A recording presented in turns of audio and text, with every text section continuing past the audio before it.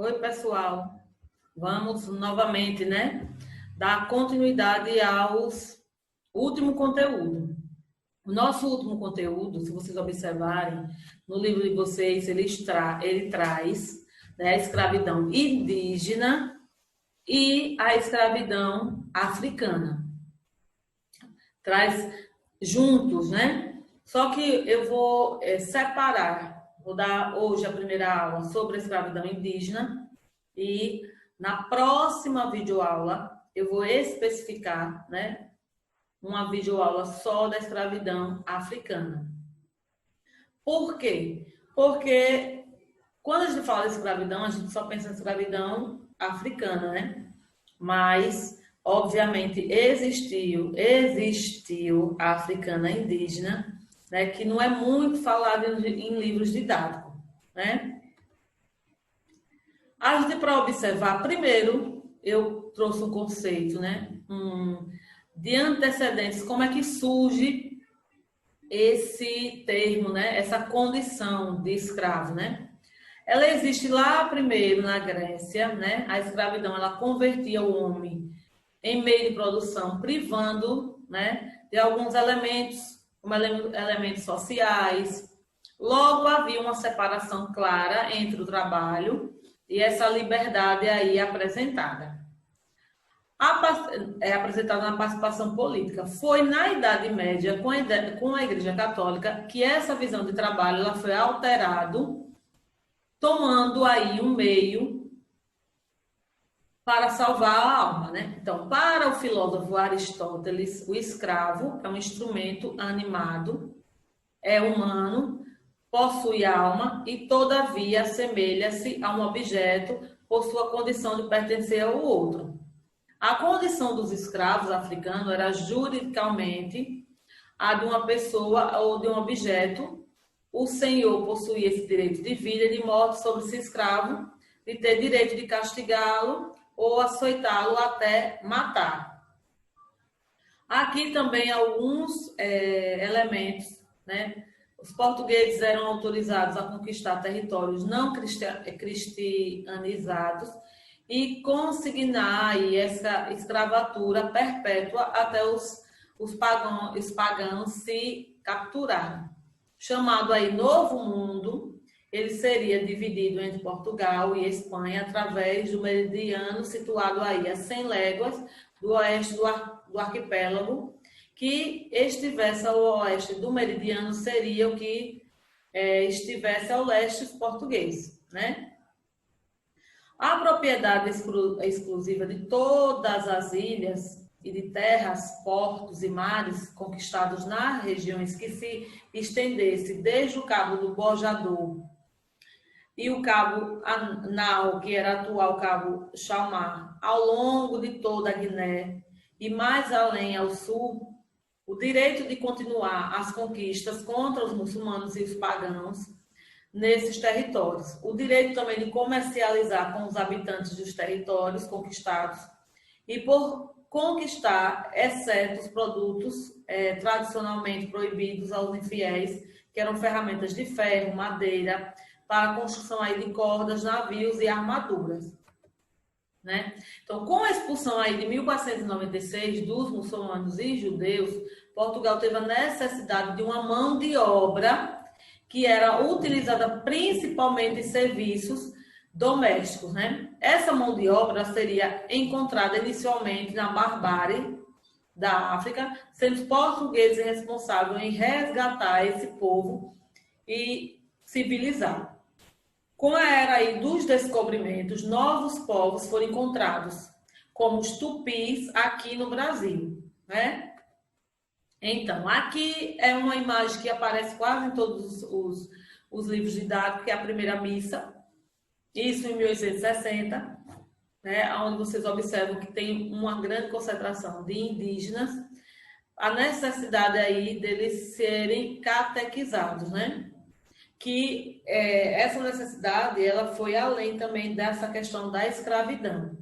Então, quem era esse povo tupi, esse primeiro índio, né, esse grupo indígena escravizado? Ele já havia passado a fase paleolítica, dando os passos iniciais aí à revolução agrícola, como, por exemplo, a domesticação da mandioca. Eles viviam principalmente da agricultura, além da pesca e da caça, né, para complementar aí a sua alimentação. A sua organização social ela podia ser classificada como pré-urbanos, pois todos os moradores estavam ligados à produção de alimentos e, em casos excepcionais, líderes religiosos como pajé e caraíbas e chefes guerreiros Tuxuamã, que eram liderados, né? Então, como é que foi esse encontro? Primeiro aí a imagem do desembarque de Cabral em Porto Seguro, né? O encontro que ele teve, primeiro contato que ele teve com os índios, né? Esse encontro entre os índios brasileiros e os portugueses representou aí o contato entre a selvageria dos indígenas, que eram a inocência e a beleza encarnadas, com a civilização, com a civilidade dos europeus barbudos, hirsutos, escalavrados de feridas e de escarbuto. Então, qual o projeto jesuíta, né? Primeiro, o projeto jesuítico, né? O índio era visto como gentil ou como um cristão em potencial. Então, havia aí um esforço, né? E os nativos, em bons cristãos, eles fossem além de levar a palavra, que significou aí um processo, né, de descoberta aí desse universo indígena, e introduzi-lo no universo cristão. Em seu Sermão do Espírito Santo, Vieira ele comparara, né, os índios a um arbusto fácil de aparar e moldar, porém trabalhoso para manter-se em conservação. Assim, os aldeamentos foram a maneira encontrada para fiscalizar a vida dos indígenas convertidos. O que é que define essas características básicas do índio? Né? Uma resignação ao cristianismo, uma habilidade manual e imitativa, uma voracidade na alimentação, uma preguiça para o trabalho e um dom para a música. Então, eles observaram a princípio que essa escravidão não seria um tanto satisfatória, né? Esse primeiro povo que foi moldado para se tornar escravo. Então, os jesuítas, eles fundaram em São Paulo em 1554, perto da Vila Santo André de Borba, criada aí pelos portugueses. Após a fundação, os jesuítas, eles converteram-se muitos índios da área e fixaram aí alguns próximos. Em 1562, esses moradores de Santo André de Borba, eles mudaram-se para São Paulo, permitiram aí o aluguel da mão de obra indígena convertida. Com o progresso da região, esse número europeu ele foi crescendo mais do que os indígenas, e isso resultou aí numa crise de mão de obra, já que não era possível suprir totalmente a demanda com índios convertidos. Além disso, né, os jesuítas, eles passaram a ter um controle aí mais rígido. Então, para remediar a falta de mão de obra, os paulistas, eles iniciaram as bandeiras do sertão adentro com o propósito declarado aí de procurar metais e com a finalidade oculta também de capturar mais índios. Com isso, houve o quê? O crescimento do comércio litoral, o aumento do abastecimento de suplementos, o desenvolvimento econômico de São Paulo, a necessidade da mão de obra e o início aí das bandeiras, né? Então, mas diante disso, dentro da legislação da coroa, sofreu mudanças que ora era influenciada pelos pronunciamentos papais e ora também pelos próprios interesses ou pela pressão dos colônios e mercadores. De forma mais simplificada, as leis indianistas, elas foram ordens cronológicas, né? Em 1548, houve o regimento de Tomé de Souza.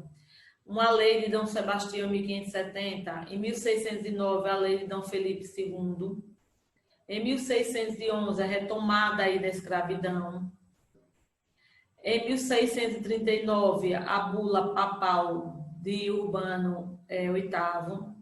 Em 1640, o acordo aí com os colonos. Em 1653, a provisão régia.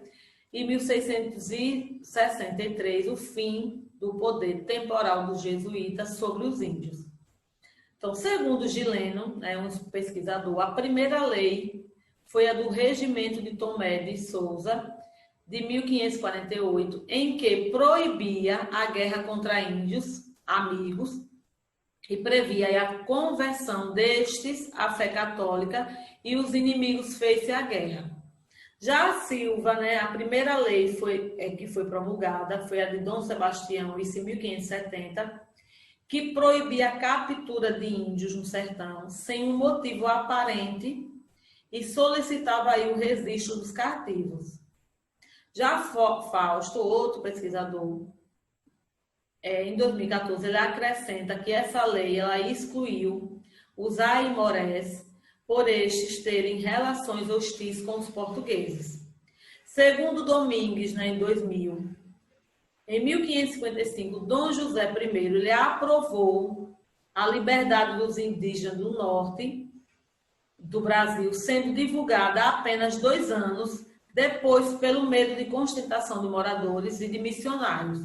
Dessa maneira, além da diferença legal entre indígenas e africanos, havia também essa diferença nas regiões, visto que, legalmente, todos os índios do Brasil estavam libertos desde 1609, com essa lei aí de Felipe II.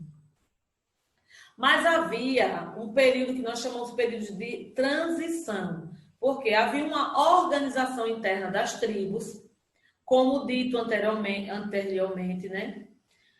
Essa organização da tribo, da agricultura, era voltada para a subsistência, sem a mentalidade aí europeia de acumulação, visando aí a longo prazo. Mas não houve essa separação entre o indígena e o meio que facilitava essas fugas e sua reintegração ao meio, Tinha destribalização e progressiva e epidemias.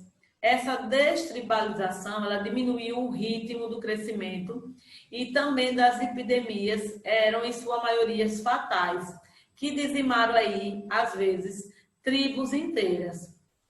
A legislação régia, apesar de uma legislação túbia, a coroa ela visava a proteção dos índios, conforme a série de leis indianistas. Também a ação da igreja tornou a utilização do nativo incerta e dificultosa ao longo do tempo.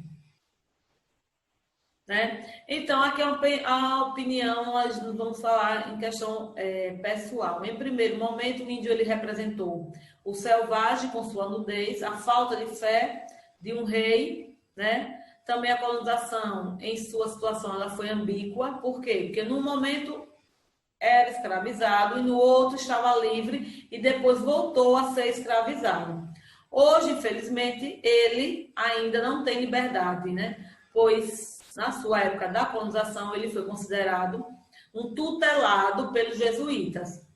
Sua situação atual não mudou nesse sentido, mas continuou sendo tutelado agora pelo Estado, A falta de estatística sobre a escravidão indígena torna o assunto ainda mais nebuloso, que é a situação oposta da escravidão africana, que já possuía vários estudos e bancos de dados com registro de viagens e afins. Porque a forma de tratamento é diferente em ambos os escravizados.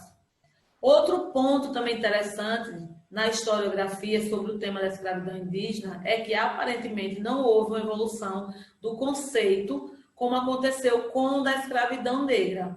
Ou seja, enquanto a escravidão negra foi analisada sob vários aspectos econômicos e sociais, a escravidão indígena permanece com a mesma formulação, a substituição do índio pelo negro por causa de uma inequação da empresa colonial.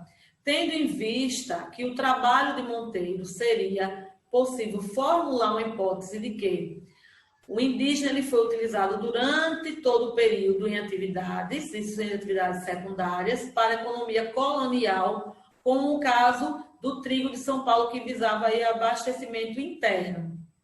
Concluindo, né, é preciso que a escravidão indígena seja analisada sob diferentes aspectos, para que o período colonial brasileiro não seja resumido apenas em escravidão negra, excluindo os povos que sofreram essa mesma degradação, né? Como eu disse, é muito comum se analisar somente o contexto da escravidão africana, mas que a escravidão indígena, ela também aconteceu no início lá do século XIX, né? Diferente, eles pertenciam a etnias, né?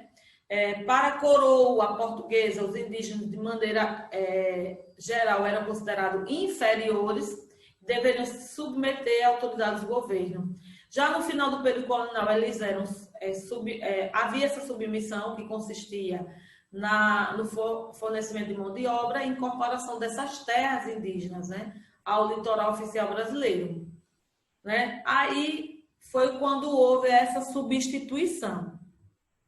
Tá certo? Na próxima videoaula, para que vocês vão ter, confrontar como foi, que foi a mesma forma de escravidão, só que vocês vão observar agora a escravidão africana. Né? Por isso que eu trouxe diferentes, a forma diferente. Por que iniciou? Como foi iniciou? O que é escravidão em si, né? Porque esse termo, escravidão. Né? Agora vocês vão pegar o livro para fazer a correção da página 347. Na página 347 do livro de vocês, tem uma tirinha, né? Ilustrando o preconceito, na verdade, né? Porque a escravidão é uma forma, não deixa de ser uma forma de preconceito. Só que essa tirinha é um preconceito no Brasil, é algo mais atual. Então, leia a tirinha a seguir. Abandonar preconceitos, abrir a mente. E se perceber na realidade do outro, até ser capaz de sentir o que o outro sente. É empatia, né, filho? Então, isso aqui é uma tirinha. Qual é o tema da tirinha? Os amigos de Armandinho representam alguns grupos sociais. Que grupos são esses? Porque eles foram representados. E, de acordo com Armandinho, como podemos combater o preconceito? Então, veja, né? Aqui vocês têm 3 perguntas relacionadas ao preconceito em si, né? Porque quando a gente fala de escravidão, o que é que a escravidão ela produziu, né, no Brasil, nos dias atuais, né? Então, vocês vão analisar, de acordo com a tirinha, essas análises serão elencadas, né, com o texto que acabei de explicar. E aí, vocês vão responder, porque é totalmente pessoal, né?